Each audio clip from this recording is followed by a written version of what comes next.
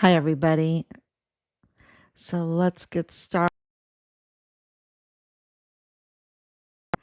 Days since Richard was forcibly removed from his barracks room and his life was brutally taken, and then a cover up.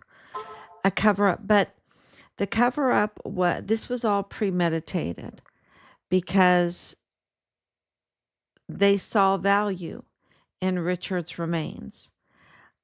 So they didn't just kind of throw the remains out, right? They wanted the profit. Their business is to capitalize on death. So this is where all the evidence it just piles up, and many might not know this, but I'm a math teacher. That was my thing. Math was my thing. Variables are my thing. Um, and so when you have this much evidence, these many variables, one right after the other, um, and evidence can be divided up to hard evidence, circumstantial evidence, um, so irregularities, right? And you can factor that all in. Of course, you give a lot more weight, higher numbers to the hard evidence.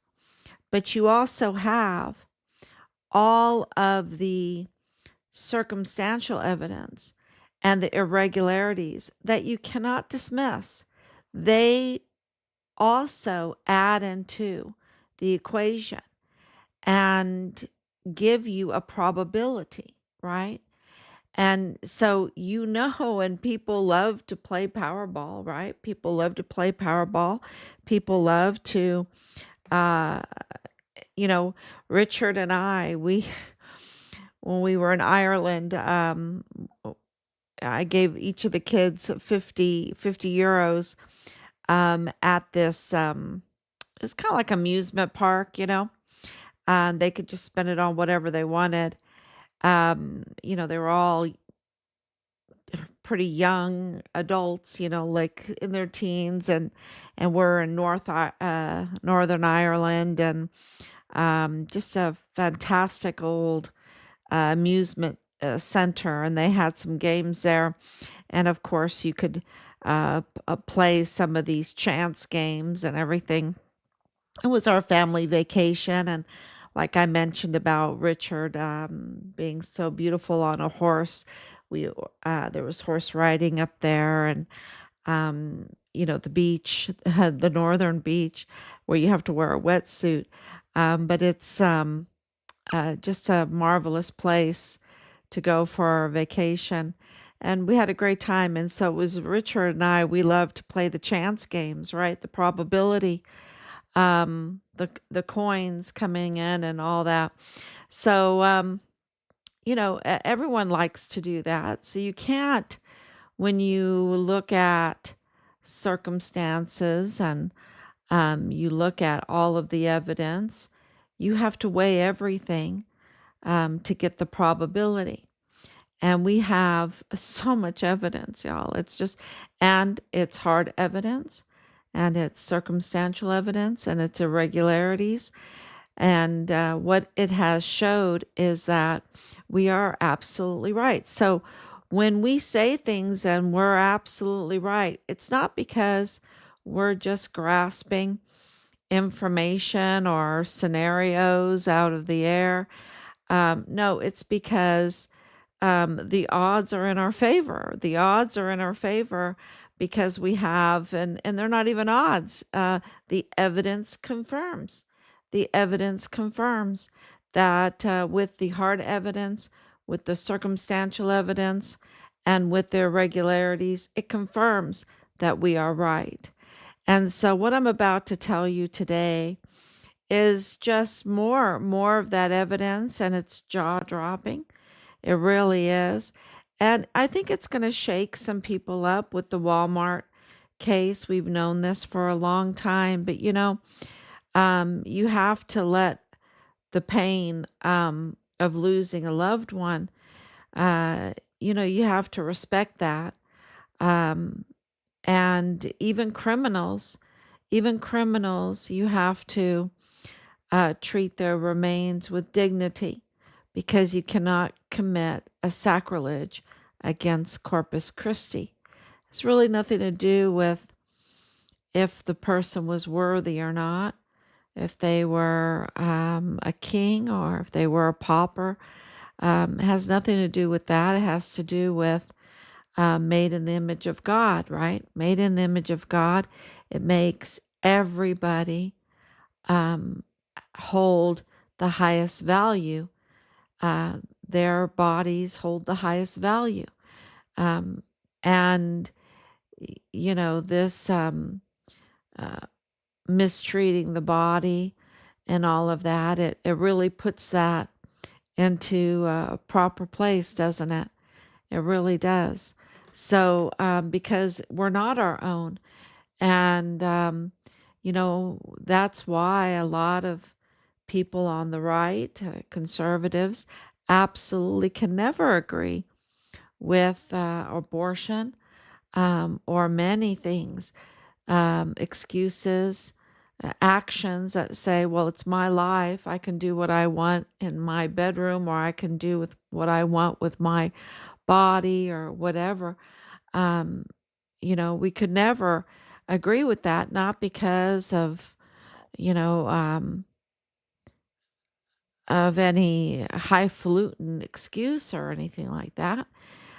It's because we're not our own. Our body is not our own. We believe in Corpus Christi. We believe that we've been given this as a gift and that we have to treat it with dignity and respect. And we cannot just do whatever we want because we're never truly alone. We're not never truly just working for ourselves or acting for just ourselves. Okay, so that's uh, and that's what I taught Richard, all of our children. You're not your own. And so, you have to respect others and you have to respect yourself, right? You have to respect your own body. Um, so, being a math teacher and looking at all of these numbers and applying that to the evidence, um, it the number confirms confirms that we're right, that I can actually speak about it in a podcast. I can speak about the evidence in a podcast. And today, um, it's going to delve into a little bit about David Johnson. And I know that their family has been very, very active in the news. They've been given a platform in the news, which tells me something. It absolutely tells me something. Um, and of course, in the courts, they've been given a platform in the courts. And I want to send my condolences to the loss of their father, their loved one, grandfather, David Johnson. He was a victim in the Walmart mass shooting. And he lost his life there on that day, August 3rd, 2019. But there's a lot of strange things around um, the Walmart mass shooting case, and we know that. And so David Johnson is not just an anomaly, right? He shows a pattern. Um, and, we've had this information for quite a long time because of trying to figure out what happened to Richard and Richard's car. Okay, Richard's car. And you're like, what? What are you talking about? David Johnson and Richard's car. Um, but, clearly, um, there's a lot of A lot of talk, a lot of action around Richard's car and the green Dodge Charger. So the Toyota Camry, right? That if you've seen the body cam footage from the El Paso police officer Miguel Carzoli, you'll know exactly which car I'm talking about. Richard received his registration, I think just hours before that, really, just hours before that incident. Richard was absolutely framed. He was illegally taken into custody and assigned the billionaire El Mayo Zapata's lawyer uh, to his case. Can you believe it? Yeah, yeah. Well, that was counterintelligence. Absolutely. All the evidence that we have, um, there's no other option. The circle peg can't fit into the square hole. It only can fit into the circle hole. And this is counterintelligence. And so today, of course, El Mayo pled guilty. Attorney General Pam Bondi came out and talked about that he pled guilty. Um, and, El Mayo is a billionaire. He doesn't just plead guilty, he doesn't just make a plea deal, he negotiates. And uh, there's a lot of controversy about the way that he also was put into custody, that was also a frame, that was, well, the talk is that was one of El Chapo's sons that framed El Mayo. El Mayo is the old faction of the Sinaloa cartel. And El Chapo is the Chapitos faction of the Sinaloa Chapitos. I hope so. I hope I'm saying it right. Faction of the Sinaloa cartel. The Chapitos faction, is the faction that is connected to the Plenitude Crematorium and the Pan political party of the Chihuahuan governor, Maru Campos, who is connected to that hellhole, that narco body rotting disposal crematorium, um, connected to Purchase Funeral Homes and other funeral homes in El Paso that are connected to Fort Bliss through the mortuary operations. So, this is absolutely more and more, and of course, with the autopsies that we have and everything, and other evidence that we have, you put all that together, and you absolutely were right. This was counterintelligence from Ray Velarde, the attorney that was assigned to Richard, because he got access to Richard. He was, hey Richard, I'm here to defend you. I'm here to help you. And of course, Richard being young and being so wonderful, he would absolutely tell Ray Velarde what he knew. And less than 2 weeks after the dismissal of all the fake stuff, Richard lost his life. Okay, because he knew too much. He knew about the Walmart orchestration and the cover up, and he knew about the criminal trafficking. He knew. Why did he know? Because Dallas Hart was his platoon leader, and he was part of 143. And 143 is special because it gets fuel, and the soldier that does fuel You know, the soldier that does fuel for 14380A on Fort Bliss is Kyle Eswick. Kyle Eswick, the owner, the previous owner of Richard's vehicle. Okay, he owned the Toyota Camry.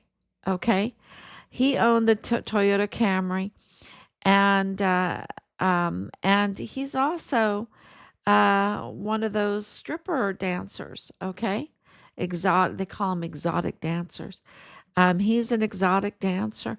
Stripper dancer. Well, Dallas Hart's mother was receiving her mail at a strip joint called Dreams Cabaret. Um, you know, so you can say, "Oh my gosh, that's just a coincidence." No, it's called circumstantial evidence. It's called irregularities. It's called hard evidence. It's called put it all down. Put it all down. These are all things that need to be considered into the greater formulation, right? The formulation.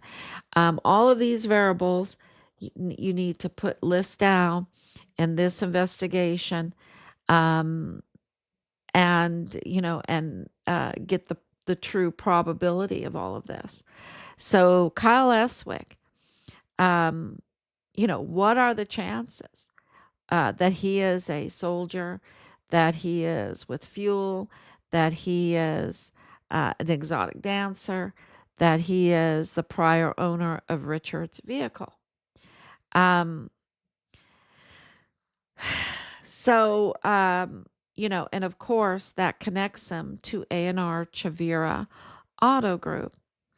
And that is right across the street from the Walmart, the Cielo Vista Walmart, where court cases and law enforcement officers have uh, confirmed that Cielo Vista Walmart was a known hub for cartel activity. Okay, a known hub for cartel activity. So, what does this have to do with Johnson, with David Johnson? Um, well, because um, the Richard receiving the car was from the hands of a plan um, of Chavira's, of Bob Moore, right? Bob Moore. Um, yes, that Bob Moore of El Paso Matters. He's a suspect, okay?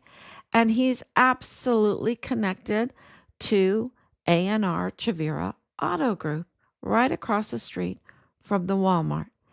Um, that's hard evidence because that's there. He can't deny it. Um, and Richard, uh, that vehicle was trafficked through A&R Chavira Auto Group after Richard lost his life. And Bob Moore used Leilani Hart, the exotic dancer, getting her mail at Dreams Cabaret. Uh, and she's a convicted criminal and the mother of Richard's platoon leader, Dallas Hart. Um,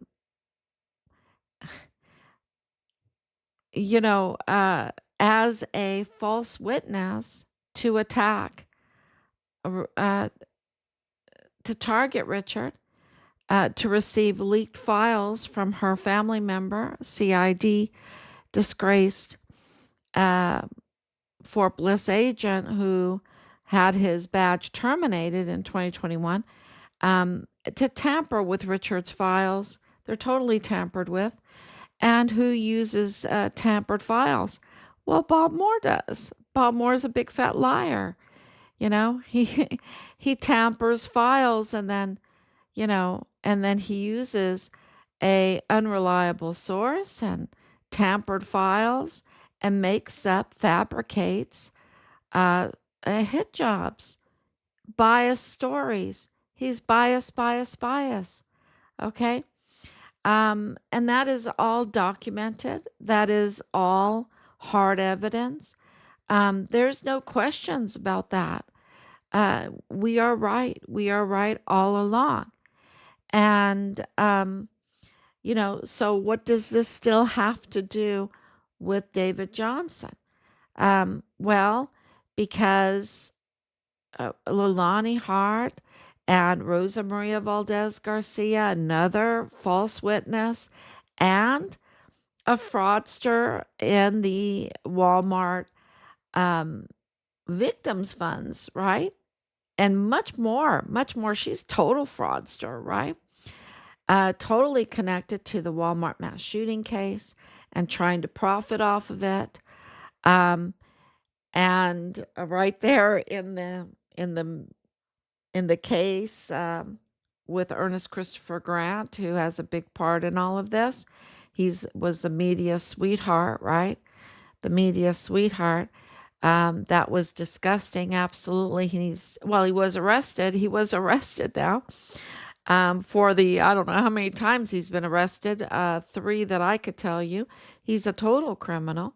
And they used him, the media used him as a false witness to lie about, to conjure up the fake narrative about the Walmart mass shooting case.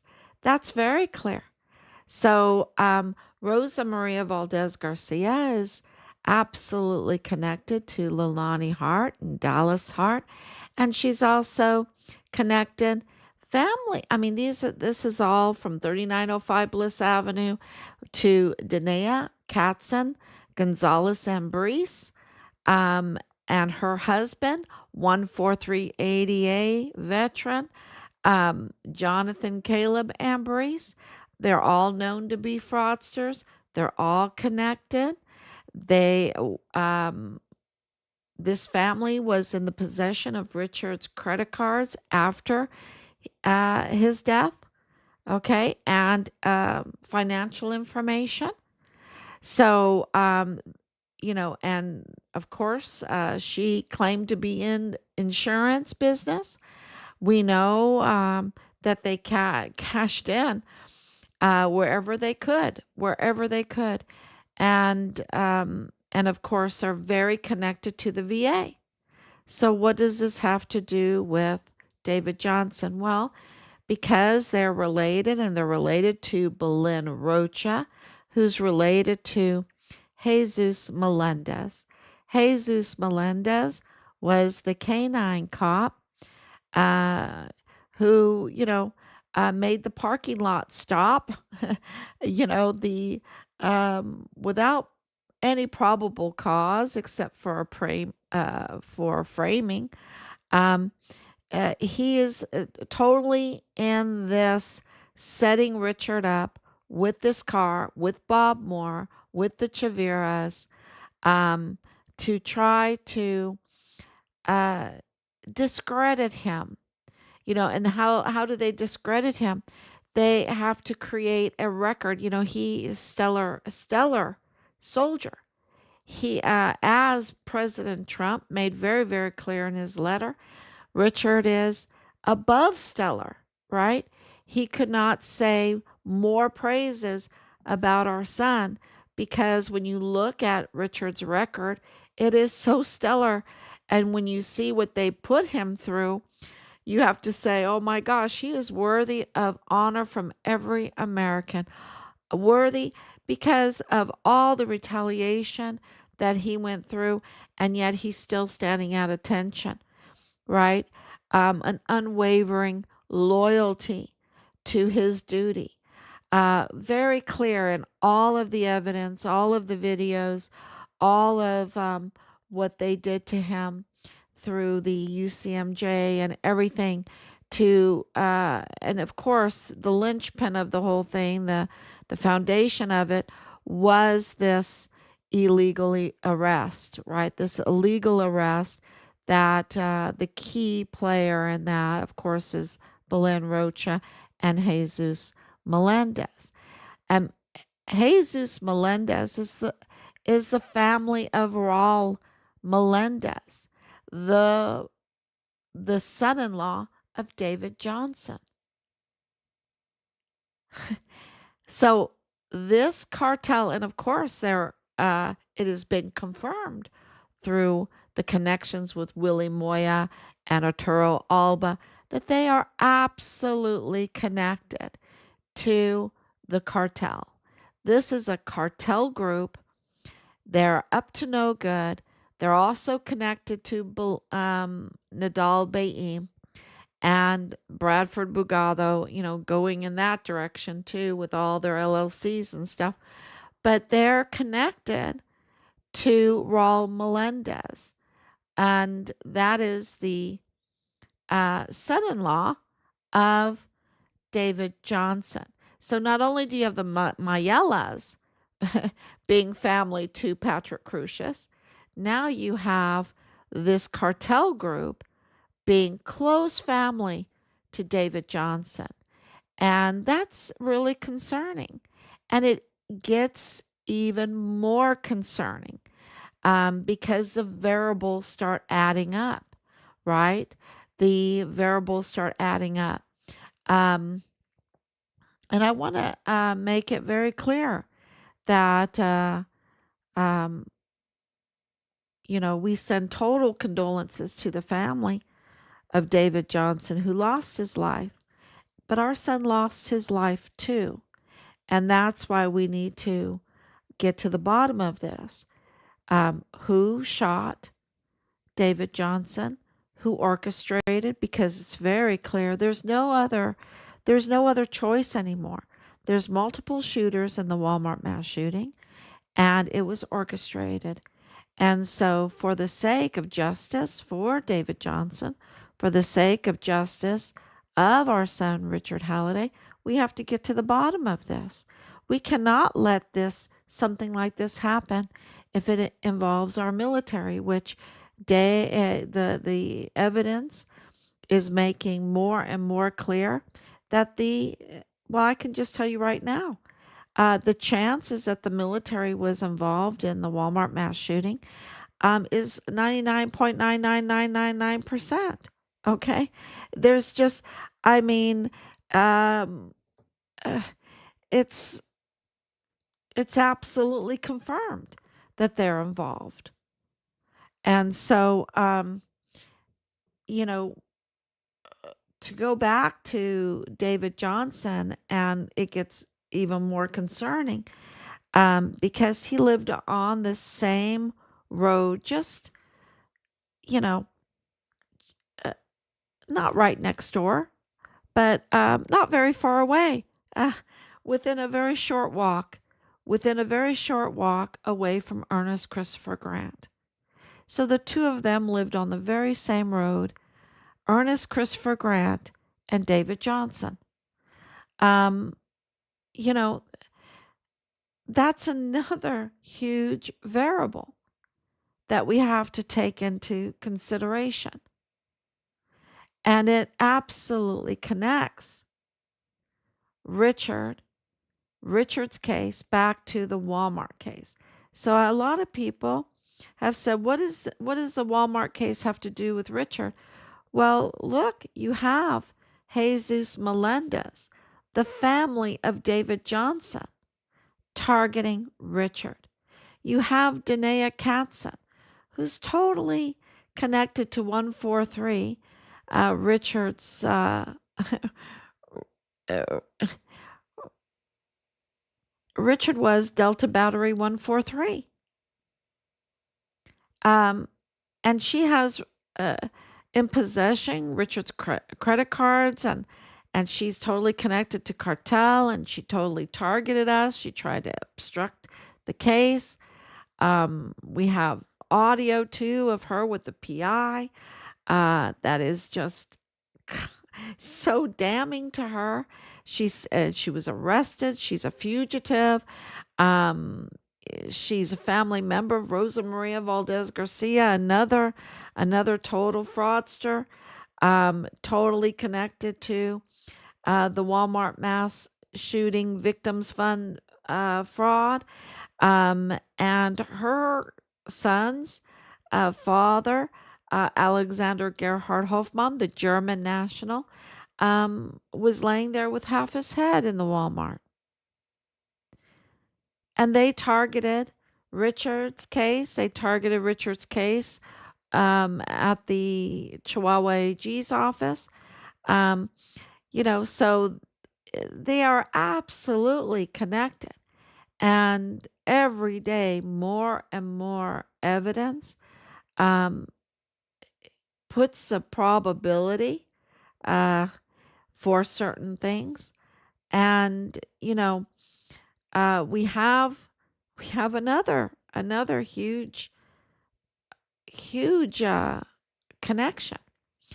Eswick not only had the Toyota Camry, but he has a Dodge Charger. Uh, you know, this this exotic dancer uh, with total control of fuel, right? And control of fuel um, on Fort Bliss.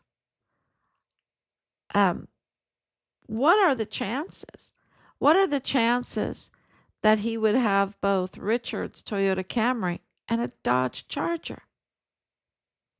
Um, you know, so that's like the chances of that when you're doing math is like winning the power lottery 5 times in a row. It's next to zero. Okay. Um, so yeah, it's like a meteorite hitting your car at the same time that you're getting hit by lightning. The chances are zero. So that means that Kyle Eswick um, is a huge deal. He's a huge deal. And the connection to the Walmart um, and to the criminal trafficking and to this group, it means that Richard knew a lot about this group and he was interacting with this group um, because they were targeting him. Okay. And Ray Velarde, the billionaire El Mayo's attorney, it was so much so that he had to play counterintelligence.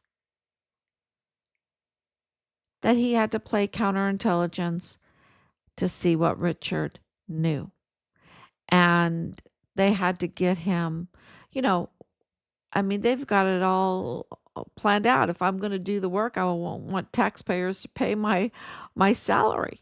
If I'm going to do my criminal work, I want the taxpayers to pay my salary.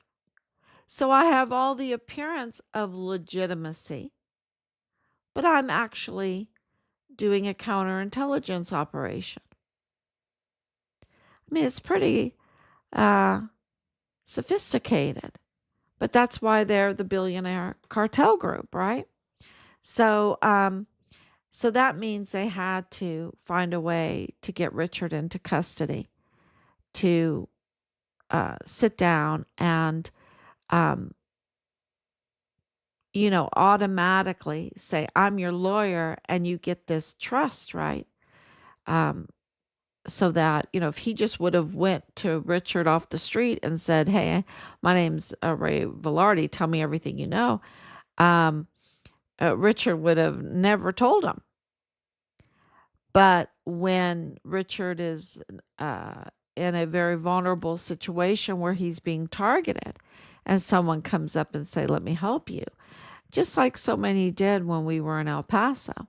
Let me help you. What do you know? They absolutely infiltrate for counterintelligence.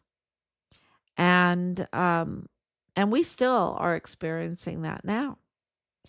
So, so we just let that information out there. You can make of it what you want, that there is a total connection with David Johnson and Ernest Christopher Grant and Jesus Melendez. And, we need to get to the bottom of it. So it really connects the Walmart case and, of course, the unbelievable probability of Eswick and his car ownership records, and having the connection to Richard. So it is really important to document all of this, file all of this, and um, and then run the probabilities. And what it tells you is that this is a criminal group, that the Walmart mass shooting was orchestrated, that it was a political attack, a political maneuver for the election, for the 2020 election. The main target was President Trump and his reelection campaign. They wanted him out. They wanted him out, and they were willing to have a bloody killing for it. And that's there's no other explanation to this. And we have spent over 5 years really looking at all the evidence and gathering and gathering. And we've taken our time. We've been very thoughtful about doing this.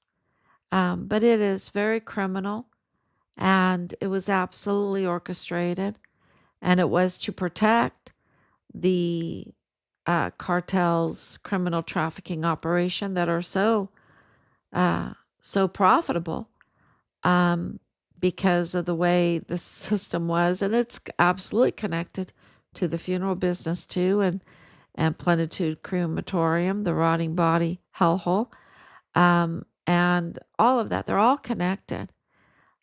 So thank you so much for coming on, Anicia. And, it's just one jaw drop. Don't you think so? It's one jaw dropping fact after the other. That Ernest Christopher Grant and David Johnson just, just lived right on the same road, and that David Johnson is family, absolutely family, connected to Jesus Melendez, the canine cop. It's, it really raises a lot of questions. And the whole story around them, the whole story around Christopher Grant, he's a proven liar. He's a totally proven liar about what happened that day.